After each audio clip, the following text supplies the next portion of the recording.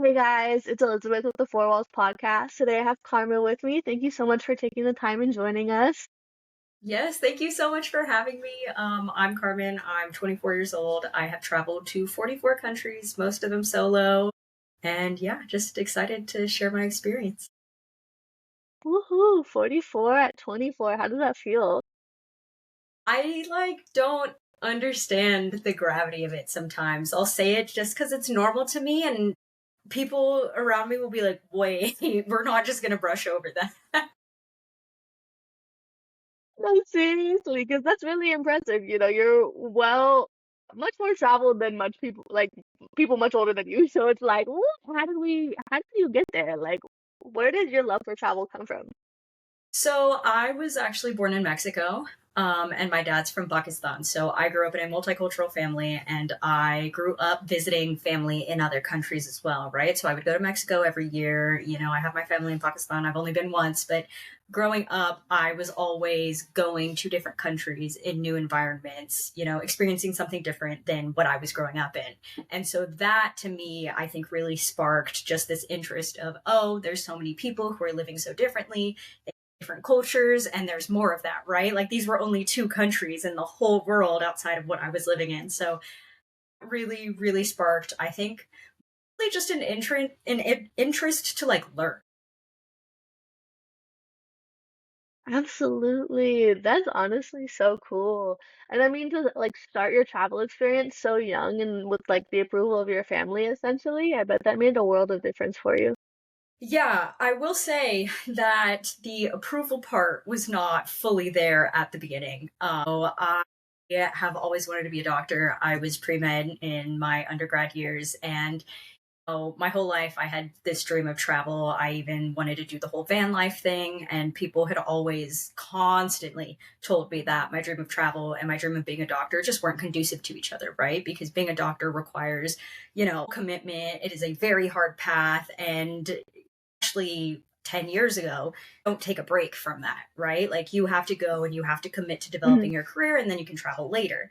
There was a part of me that was like, I to travel, like there has to be a different way to do this, right? So during COVID, I was extremely burnt out through they call it the weed out year for pre-med, like my sophomore year of college.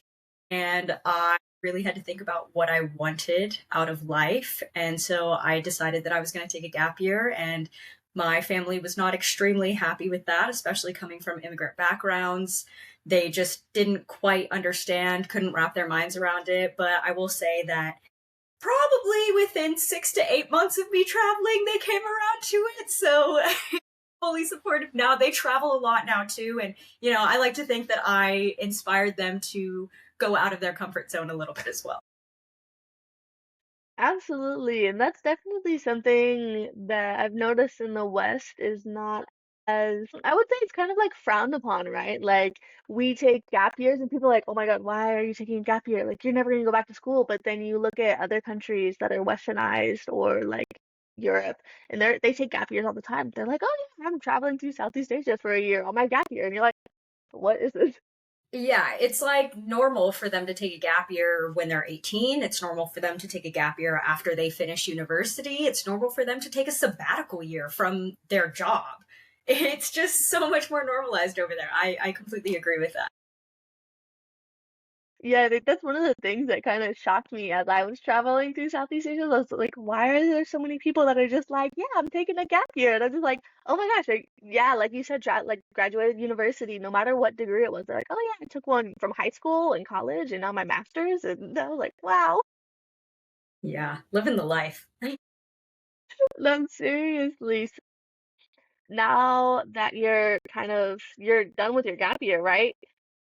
So Or I is it still like your gap actually, year? still technically my gap year. I turned to three. I traveled full time for 2 years, and then I decided to come back for a year to just kind of get used to normal life again before I went into medical school. And obviously, I've still been traveling. I just spent a month in Colombia. I'm planning a month in Europe this summer. So the traveling isn't over, but it's definitely slowed down. But I'm currently applying to medical schools, and hopefully, we'll be starting classes in the fall. Congratulations, that's amazing. Yeah, So thank you. At the beginning, what did that gap year look like? So you went from 1 to 3, but in your head, like, what did that look like to start with? Yeah, so since I originally had only planned for one gap year, I had a very planned out year. So I used World Packers a lot. I did a lot of work exchange programs and I stayed in each country for about a month. So my first country was Japan. I lived in Tokyo, suburbs of Tokyo, worked there, kind of lived. It was very slow travel. I think it was very different than the typical backpacker experience. I also had an online job. I was a freelance personal assistant at the time. And so I worked maybe 3 or 4 hours a day and then took the rest of the time to clean at the hostel that I was working at and then go explore. So I think that experience was unique in the sense that I wasn't moving around all the time. I didn't have this, you know, feeling that I had to see as much as possible because I had time. Now, my second year traveling was a bit more of those vibes because I was like, wait, I don't only have 1 year. Let's see everything. Let's do it all. And I loved both years. Years hold very special places in my heart, but oh my gosh, that second year I was exhausted. Know if I would ever really be ready to come back, but after the second year, I was like, you know what? I could probably use some stability in my life. Absolutely. So what were some of the countries that you felt like, man, I have to come back here at some point. Like this country is just it. Yeah. I'm glad you asked it that way because everybody asks what my favorite country is, and that is such a difficult question to answer and holds a very special place in my heart. I think there is no other place like it. Culture shock is just crazy. It's super safe, which is amazing. And the people there are really cool. I made so many friends. I would go back every single year if I could. Love Brazil. Brazil is not one of the safest places you can go to, but culturally, it is one of the most. Love the vibes. I love how big it is. You get a little bit of everything. There are cities, there are mountains, there's forests, there's beach, like there's literally everything. Um, Vietnam is also another one. I think that's the typical backpacker location. But honestly, my first year traveling, I hadn't even thought of Vietnam. And then I kept hearing everybody talk about it. And the hype is so worth it. Really is. Then the last one I'll say is Jordan, because I don't think that one gets enough hype at all. Loved Jordan. It was extremely safe. The people were so nice. Petra was beyond what I could imagine. Hitchhiked alone as a woman in Jordan from the Dead Sea back to Oman, and I was completely safe. Everybody was so sweet. Like there, I really don't know if there's another place that I would have been able to do that. So those are my top ones. And I do have to say Mexico, but I typically leave that one out because everybody says I'm biased. Food though, hands down, nobody can convince me. Maybe a little bit of bias in there, but that's okay because you're not wrong, you know? Yeah, exactly. It's okay because I'm not wrong. You get it. Man, that is such a diverse grouping of countries. I love that you kind of hit like everything.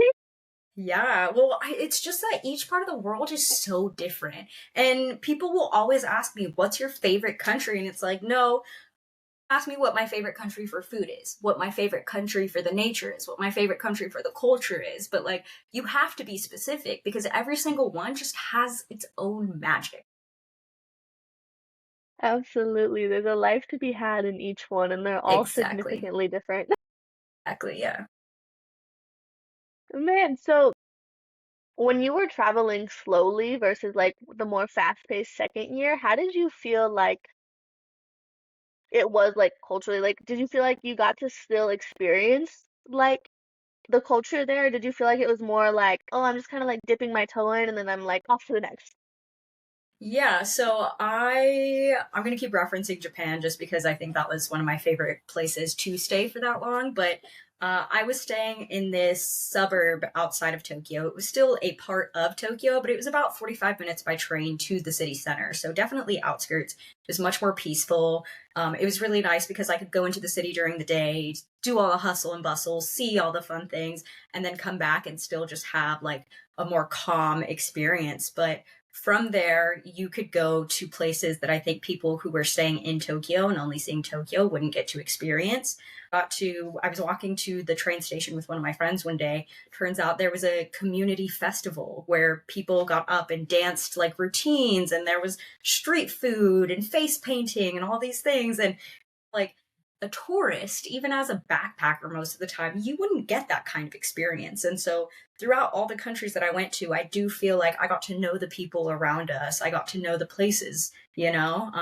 I'm friends with some of the store owners, or I would see people at the beach that I went to pretty much every day in Australia. So, yeah, I think it's a completely different experience. I personally like it more because I feel like it gave me more of a feel for the country rather than just what you see on Instagram or what you perceive from all of these super mega travel influencers who, take the pretty pictures and stuff, which is still so cool to see. I'm not knocking that. But for me, like, it just made it feel so much more homey.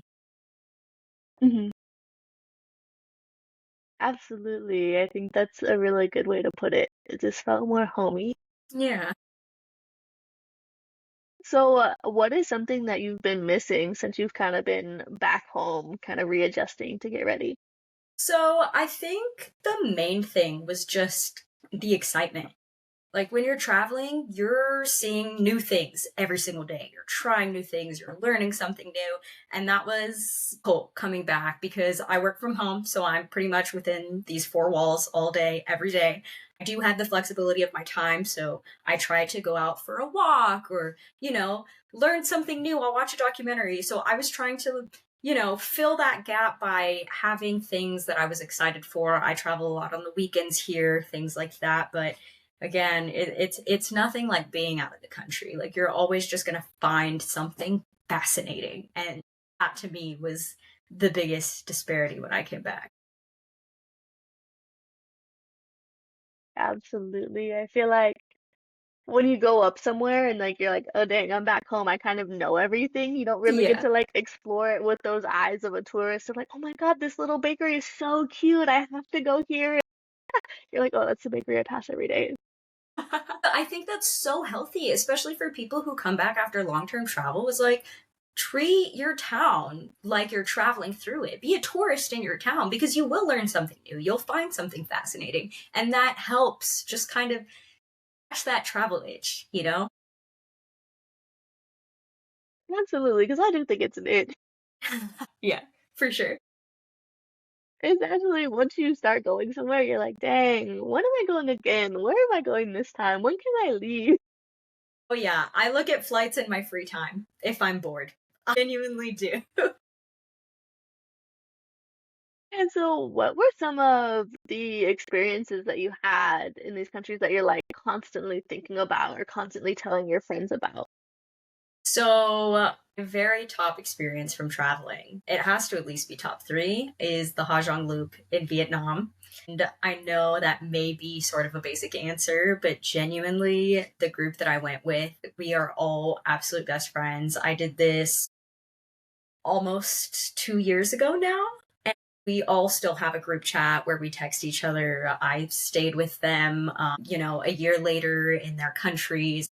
The experience was amazing, right? You're on the back of a motorbike for 3 or 4 days in these beautiful mountains on the border of Vietnam and China, but it was just the people that made the experience so, so amazing. My best friend from back home even came to do it with me, and it's something that she still talks about to this day, and she doesn't quite travel as much as I do too, so it's nice to just kind of like have the validation of like, oh, she's also still thinking about this all the time.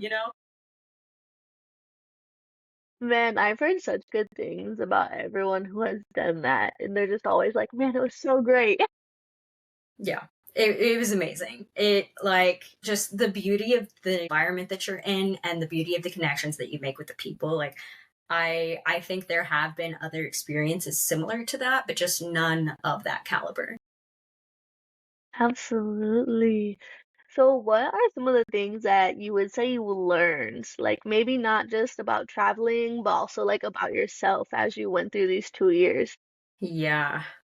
Boundaries. Boundaries for sure. I think when we are in our normal environments, it's easy to, especially as women, right? It's easy to be kind or kind of try to like avoid awkward situations. But when you're in a new country and you're surrounded by people you don't know and you are alone, if somebody makes you feel uncomfortable, if you don't set a boundary, you're doing yourself a disservice, right? And so that's something that I had to learn, especially because men tend to have the audacity to approach me like with inappropriate behavior. And so I've always been a pretty outgoing. I have been described as intimidating before, you know. I've always kind of been that person. It's just my personality. But in other countries, and especially as a solo woman traveling, that really had to come out more. But honestly, it was so freeing because why do I need to be nice to these men who are making me uncomfortable, whether it's abroad or at home? You know, so that's something that I definitely learned about myself because I honestly I don't want to take anybody's shit and I don't know why previously I ever was. So No, seriously, because why do we keep the peace when honestly you're destroying it? exactly. And when you're in another country, yes, if you're at home as well, it is a matter of safety, but I think it's just magnified a bit more because you don't have a support system. You don't know how the legal system works. So you have to make sure that you are safe. And that comes whatever you need to do. And so, yeah, I think coming back after the fact too, I've been a lot better at standing my ground, of setting my boundaries, whether it's creepy guys coming at me or just people who, you know, don't really have a purpose in my life anymore. Absolutely, and that's gonna come in handy in the hospital later on when you're there, because boundaries are gonna have to be set all the time. hmm Let me Just tell a you. good life skill in general, honestly. Yes, one that you can never learn too young. hmm Absolutely. That's a really good one. And what would you say, like, if you were to like sit down and think about things, you're like, man, I really wish I would have known this, like, back when I started. I think a lot of people assume they can't travel or whatever their dream is. They assume they can't do it because they're not ready, right? They're not confident enough. They don't have the skills. They don't have the knowledge. They want to do it, but there are all these obstacles in their way. But what I realized traveling was that I didn't need to be confident before it happened, was that I became confident because I did it. So I learned how to set those boundaries. I learned how to take care of myself. It's not something that I needed to have perfect before I went. And it's simply because I had the audacity to do it that now I know I can go forward doing more, pushing the limits, you know, trying new things because I have realized I never needed to be ready. I just needed to be I just needed to be willing to do it. And then I would be ready. Okay. And that's gonna get you far in life. right? Well, like everyone's always thinking about if they're making the right decision, but a motto that I live by that actually I was telling a friend the other day, and I didn't realize that this wasn't how everybody thinks, but I make every decision the right decision. There are no wrong decisions. That's not to say that you're not going to fail. That may not say that something like, you know, won't work out the way that you wanted it to, but you have the free will and the opportunity to make any decision you make the correct decision. You can adjust, you can pivot. You just have to, it may take a little bit more time, it may take some creativity, but you know, like you can get there. Absolutely. I love that. And it's important, I think, especially when traveling, to keep like a positive mindset. Because I Oh, feel yeah. like so many things can go wrong so quickly that Oh, like yeah. if you don't have that kind of like, all right, things are gonna be okay, it's gonna be okay, like you could like spiral. Oh, yeah.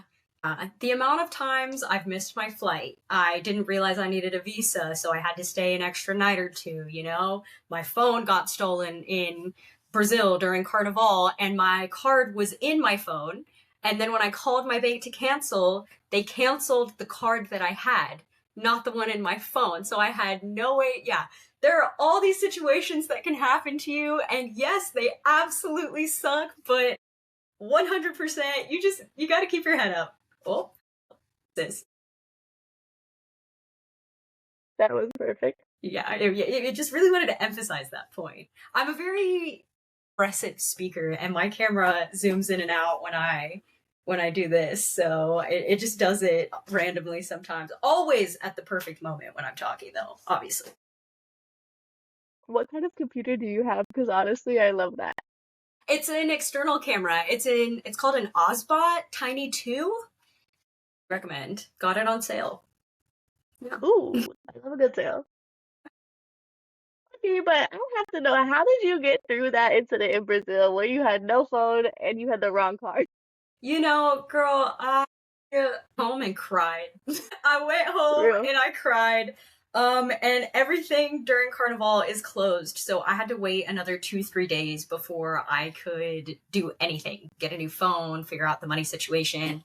Fully, I had a friend coming to visit me in a month, so she brought me a new phone because buying Apple products in Brazil is extremely expensive because of the import tax.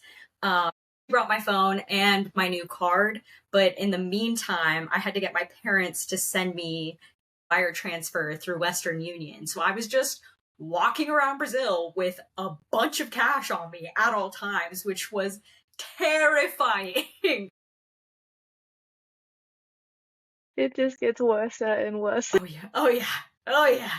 I needed a little bit of a break, some downtime after that, which I got, so it worked out. We're here now. You made it through. That's all that matters. Yeah, exactly. We're here now. I love a good, it's funny looking back story, but in the moment you're like, actually, this shit's pissing me the fuck. Yeah. Oh yeah. Yeah. Definitely one of those moments. I think I was staying, so I actually studied Portuguese in Brazil, and when I went to Carnival, I stayed with the host family that I had stayed with when I was studying abroad. Had a son who was in medical school, and he was there when I was studying there, but he was also there when I was there for Carnival. The day after my phone got stolen, he was like, "I'm so sorry that happened. Here for you, whatever you need." He was like, "I'm gonna go to the grocery store. Do you need anything?" And I was like, "A bottle of wine." Bottle of wine, and he was like, "Oh, okay." And he got me a bottle of wine. I had a great night, so. It's like the only thing you can do, right? Is you just Yeah, kind of gotta be like, all right, dude, moving on. working. Yeah. This will help me process it all, right? Maybe not extremely healthy, but hey, it helps me get through. I will say there are some instances where you're like, I just want to sit down and not focus on the task at hand. But yeah, That is sometimes an okay way to relieve that. yeah, it worked. Man, so you studied abroad too. How amazing was that experience? It was amazing. I lived in Salvador, Brazil. A lot of people don't know about or haven't heard of, but it's my favorite place in Brazil. We went to Carnival there, which is what the locals call the real Carnival. So that was an amazing experience. But yeah, I'm fluent in Portuguese now, thanks to that. So that's lots of fun. Yeah. Yeah, those are some really good. You got Portuguese, Spanish, and English. You're basically covered in a Yeah. lot of Well, things. so my goal with being a doctor has always been to do something like Doctors Without Borders. And so learning Portuguese, I already spoke Spanish, right? Because I was born in Mexico, but learning Portuguese really just opened up so many more opportunities for all of, South and Central America, because that's kind of where my heart lies. Obviously, that's, my Mhm. culture is and everything. So, yeah. I love that. That's an amazing thing, and I love that you actually like learn the language. I feel like that's gonna help you so much in the future, especially with connecting with people, because that language barrier really makes it hard. So that's Yeah. amazing. So, what other cities are like your favorite cities? Because you can have like countries that you love, but I feel like there's always like that one city in a country where you're just like, man, like Salvador for Brazil. Yeah, Salvador for Brazil for sure. Back to the tiny bit of bias I have, Mexico City, always, always Mexico City. Food is just amazing. There's so much to do. I love the vibe. Yeah, Mexico City has my heart. I need the top three food restaurants for Okay, Mexico City. top three food restaurants is a place called Antonio's, and it's a restaurant that only serves pozole, which is a traditional soup dish. They may have more on their menu than that, but it's like what you go there for. It's a franchise; they have them everywhere, but it is Mm. really, really good. Is actually like the traditional recipe in my family, so that holds also a very special place in my heart. Churros, think it's called El Moro, but those are some really popular churros. Also a franchise, but they're everywhere in Mexico. So these restaurants have, been were very small, started out a very long time ago, and now they're so big because obviously they're extremely tasty. And I'm trying to think of a third one. Well, this may not be for everybody. So Mm. traditional Mexican food has a lot of soups. And this one soup, you can kind of compare it to pho in Vietnam, like it's a bunch of different cuts of Mm. meat, but it's called menudo. And it has like cow intestines and all these, I mean, it could even have like cow testicles, all the things, all the different cuts of meat. Yeah, yeah, yeah. And it's a really, really good soup. There's this one place that my grandparents take me to because I love menudo, and I don't remember what the name is, but I can send it to you after this. I have to ask my grandparents. It's literally like this shack, and it's in the city. Like it's right next to the tourist area, but you only see locals go in. There are maybe 10 tables, and there's always a line out the door, you know? So this one's top secret, but I'll share it with you. I get it from my grandparents. I was gonna say, if you have the grandparents taking you there, it is tried and true, and Yeah, you know it's about to be bomb. yeah, exactly. And so, when you were traveling, how did you like when you're like, man, I really want some like Mexican food? Like, how did you deal with that? It's so hard. It's so hard because where has Mexican food like Mexico? And I know that probably sounds silly to say, but in the US, you can find good Mexican food if you're, Hmm. further south or even on the coast, like near California. Go to New York, even, you can find good Mexican food. Hmm. In between, hit or miss. But when you're in Australia, there is nothing. There are no options. I was volunteering and I made very best friends with all the girls in my group. And our last night, we were like, let's go somewhere to eat. We'll have our like last dinner, our final supper, if you will. And I was like, where do y'all want to go? And they said, oh, there's this cute looking Mexican place down the street. And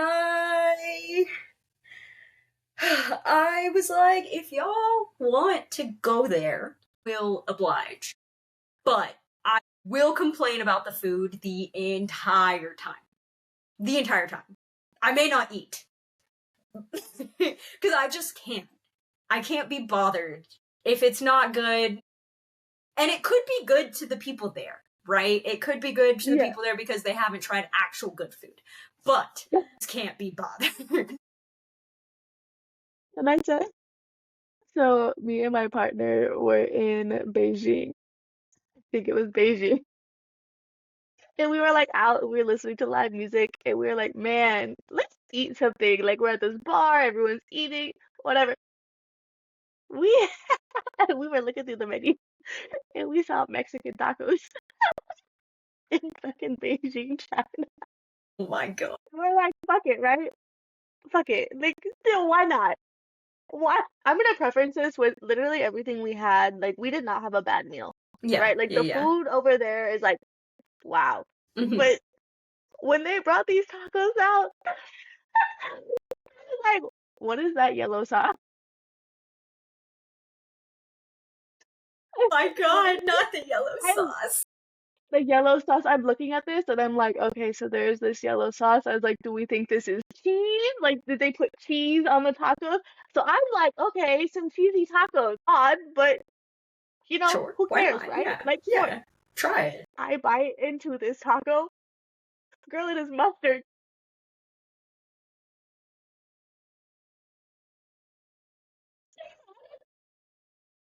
What? Mustard? I A It's little so bit bad. offended right now. I literally took one bite and my boyfriend looked at me. He said, "Was it good?" I said, "Please just take a bite." I said, "I can't even talk to you right now." I said, "I Oh just need you my to experience god. this atrocity." They said a mix between a taco and a hot dog. Girl, when I tell you I was so floored, I literally was not expecting that at all. Like, That's and mind you, like, hilarious. we're in China, right? So everything is in obviously Mandarin. Like the English menus are very few and far in between, and that is absolutely okay. Like I am a foreigner visiting this country, and most of the time they have QR codes. And we had a physical menu, and even when you Google Translate or whatever Translate It app you doesn't have, like always, yeah. it's not always the same. Because even when I was in Hong Kong and we were eating like we went on a food tour and they're like, yeah, if you go, like if you translate this, it's gonna come up as pig intestines, but really it's just noodles and peanut sauce. But they call it pig intestines because it looks like pig intestines. Interesting. Yeah, that makes sense. Yes. So you're like, I'm never gonna order this, but like it was amazing. So just like one of those things where it's like we didn't even know that there would be any type of crazy sauce. But when there was mustard on that taco, I said, wow, I will never trust China with Mexican food again. I mean, that Yeah. was my fault in the first place, but sometimes you just have to try it. Yeah. And what a lot of people don't realize too is that Central and South America don't have food like in Mexico. Mexico has a very unique like flavor palette. They're the only spicy Hispanic food like you're gonna find. Brazil, Doritos, you know how Doritos in the US have like a slight spice to them, just the natural flavor. It just Hmm. has like a little bit of a kick. Brazil, they were so anti-spice that the Doritos tasted like Cheeto Puffs. Like everything was straight cheese. I studied abroad there. I had another girl from the program staying in the same host family that I was in, and we were both Mexican. And we would have these conversations like, damn, the food's kind of bland. We do about that. And our host dad was super sweet, and we like kind of told him, and so he bought us spicy sauce, and it wasn't spicy, but it was for them. So we were just like, you know what? Holy Grail will take anything. We finished a whole like giant thing in a week. In a week, we put it on everything. We put it on our popcorn. We put it on our chicken. Like everything. God. Yeah, yeah. I didn't even really know that before going to Brazil. I was like, where's the spice? You gotta be fucking kidding me. Like, there has to be more. You're like, wait a minute, what's going on here? This doesn't make sense. So how was the food in Australia? The food in Australia was really good because they have a lot of immigrants from, area. I think they have a lot of culture there. And it was really cool for me to see because it seemed like they were, from my perspective at least, a bit more accepting of that. One memory that stuck with me when I was in Melbourne was that there were people tabling in front of the big library and sharing books on Islam. And I think US, like, I just can't Yeah. imagine that ever happening. Like, of course, Christians can go door to door and, try to tell people about their religion. But I grew up Muslim because my dad's from Pakistan. And so just seeing that for the very first time in my life was very eye opening. I was like, wow, they're so accepting here. Whether they really are or not, I don't know. Enough so that they could have a table and feel safe in doing that, right? I loved Australia for the nature. I didn't love it for the culture. They didn't have a lot of their own food. Yeah, it was Mm. I ate a lot of gyros, a lot of kebabs. I don't know, they had pizza. They had Mexican restaurants that I did not visit. Go further north on the East Coast, there are a lot of like Argentinian restaurants because there are a lot of Argentinian people there. It's actually very close from Australia to Argentina. If you look at the map, nobody really realizes that. But yeah, it was meh. Very interesting. Yeah, I've kind of heard that where it's just kind of like, yeah, it's great if you want to be outside, but like the food is just kind of like a mixture of other cultures, which is Yeah, fine.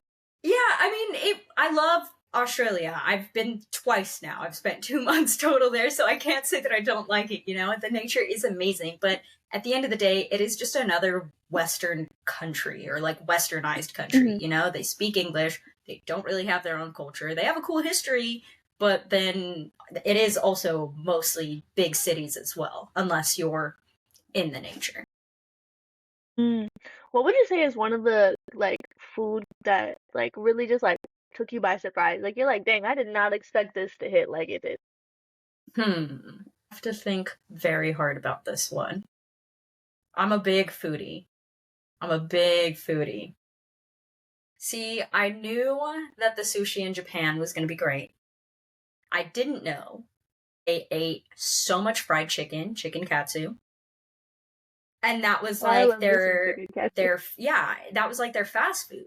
So if you just need something quick in the train station, you go their version of like Japanese McDonald's, not actually McDonald's, but like say, you get what I mean. Mhm. To the train station, you order some fried chicken, which is chicken katsu. It comes with miso soup and rice, and that's your fast food. I will say Thailand had amazing food. I got to Thailand and immediately went to volunteer at an elephant sanctuary in the mountains, like 3 hours outside of Chiang Mai. So the first taste of Thai food I had was all homemade by this guy at the elephant sanctuary, and we were always helping him cook. And so there was like homemade mango sticky rice and these curries and these egg rolls. It was so, so good. And then I went to Chiang Mai and Phuket and Bangkok and all Mm, these touristy places where the food just did not hit the same. no. It did not hit the same, and I was so disappointed. I am on a journey to find mango sticky rice that makes me feel as happy as that first week in Thailand. I am still searching, okay? Man, I am not often jealous of people, but when it comes to like getting that homemade, like truly authentic experience of trying another person's culture like in their home, I'm just like, man, I'm jealous. Like I will admit that I am jealous and I wish I could have taken your spot because my stomach is now growling and I'm like, I need that. I need that in my life. Yeah. So now that you've kind of like settled down, what are like some of the things that you find yourself like not necessarily like the excitement, but just like you're like, man, I just miss this. I miss being able to walk everywhere. I miss spaces where it is socially acceptable to exist, people watch. Mhm. Miss the amount of things that you could do without having to spend any money. Like, I think in pretty much every country I've been, there's always a plaza where people can just go sit down and, you know, exist, enjoy the view, have a nice conversation. There are always places where you could buy some street food and a beer and sit next to a river and everyone's just hanging out, like, and you can take the train to get there. You can take a bus to get there. And, in the US, I think you are required to have a car if you want to get anywhere. There aren't public spaces where people can just be, where they can hang out. It's really easy to and maintain friendships abroad, I feel like, because there are spaces like that. Returning back to the US, I'm also realizing it's really difficult to make and maintain friendships because you either go spend money out to eat or to drink, or you have to invite somebody over to your home or go to theirs. And to do that, you need a car. So it makes it a lot less accessible. There are more hoops you have to go through just to have genuine human connection. I absolutely agree. That is one of the most depressing things is going abroad and like seeing like public transportation and you're like, wow, I haven't had to drive in 2 weeks and now I have to come back and I literally can't even walk to the grocery store because there's actually no sidewalk. Yeah. Yeah. Like, well, what are we doing here? And so I like to ask, like, I've just been kind of like asking fun questions towards the Yeah. end of like, if you had to pick one country to stay in, like, and you couldn't leave, like, where are you picking? So, You can travel um, around the country. You just can't leave the country. I'm gonna choose Mexico.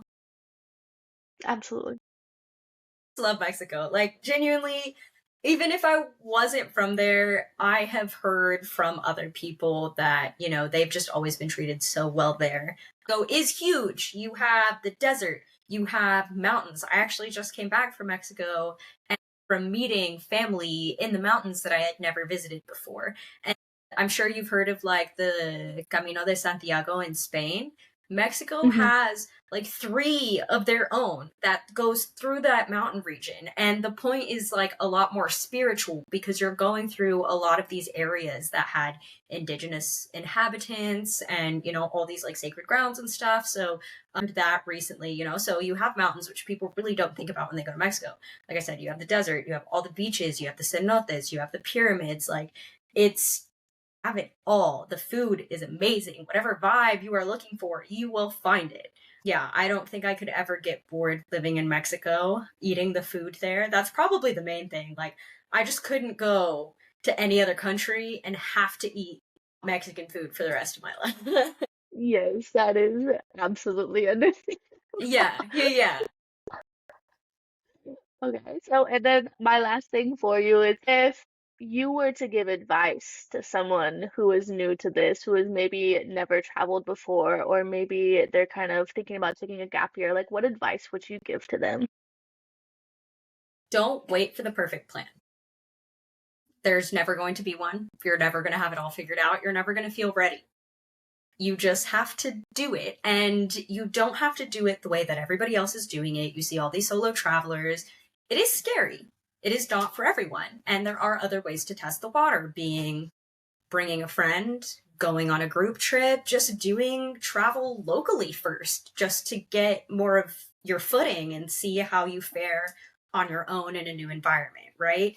There's a lot of pressure on people who want to travel because they're not doing it right, but like you don't have to quit your job and become a travel influencer to do it right. Like I didn't even want to start posting all my videos while I was traveling. I started posting them after I got back because, like there is no right way to do it and there is no perfect way to do it. So stop waiting for it to be perfect. Your plan isn't going to go right. Like nothing is going to go according to plan. So fuck your plan. The plan. I think just kind of let go and also understand that it is okay to be scared. Like the people who are living your dream life, they were still scared. They just did it anyways. You just have to do it. That's really it. Like you have to believe in yourself enough to just go. I love that. Well, thank you so much, Carmen, for your time, for coming on. It was such a pleasure. Enjoy Of having you. course. Yeah, I really enjoyed being here too. I love Gap Sesh. So Yes.